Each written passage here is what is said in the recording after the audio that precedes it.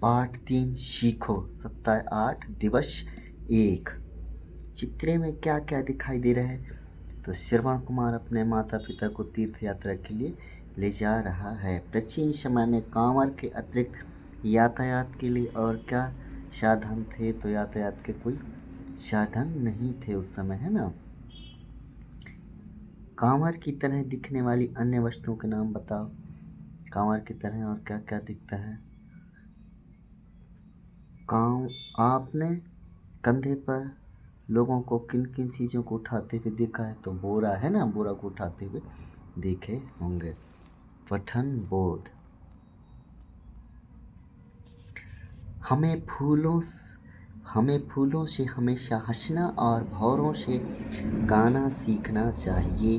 पेड़ों की झुकी डालियों से विनिम्र बनना एवं हवा के झोंकों से कोमल भाव बहाना सीखना चाहिए।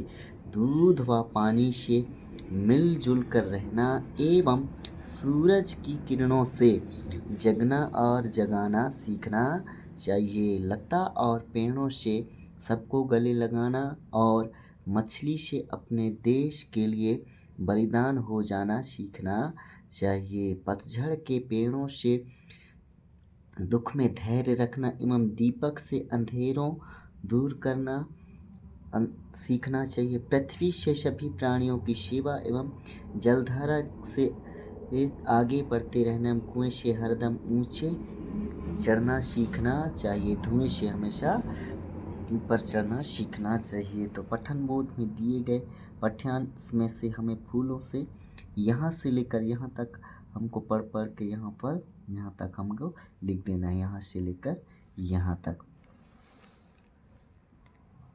फिर प्रश्न है, पठन अंश में हमें किस किस से सीखने की बात की गई है? तो किस किस से सीखने की बात की गई है पठन अंश में? फूलों से सीखने की बात की गई है, भौरों से, पेड़ों की झुकी डालियों से सीखने की बात की गई है, हवा के झोंकों से, दूध और पानी से, है ना, सूरज की किरणों से, लता और पेड़ों से, मछली से, पतझड़ के पेड़ों से, दीपक से सीखने की बात की गई, पृथ्वी से सीखने की बात की, जलधारा से और फिर धुएं से सीखने की बात की गई है। तो आपको लिख लेना है इस तरह से, फूलों से, भौरों से, पेड़ों से, झुकी डालियों से, हवा के झोंकों से, सूरज की किरणों से, ऊपर से पठन बोध में से वहाँ से लिख लेंगे। फिर इस तरह से, है ना।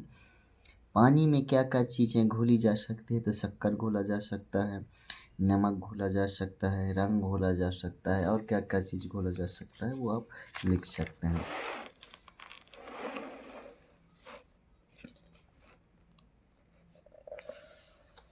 निम्नलिखित शब्दों के नित्य का मतलब होता है हमेशा, स्वदेश स्वयं का देश, प्राणी मतलब जीव, जलधारा मतलब जल का जो तेज बहाव होता है ना, जहाँ पर जल बहुत तेजी से बहता है उसको जलधारा कहते हैं। जल मीन्स पानी। पतझड़ मतलब पत्तों का झड़ना, गर्मी के मौसम में पत्ते झड़ने लगते हैं पेड़ों से, है ना, तो उसको कहते हैं पतझड़। कविता में आई उन पंक्तियों को लिखिए जो आपको अच्छा लगा हो। जो आपको अच्छा लिखा हो उसको आपको लिख देना है। जैसे कि फूलों से नित हंसना सीखो, भौरों से नित गाना, है ना। धारा प्रवाह पठन, इसको आपको यहाँ से लेकर यहाँ तक पढ़ना है।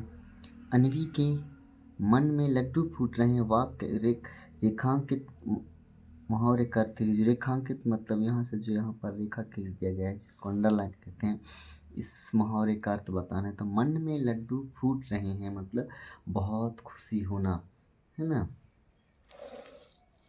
अभ्यास,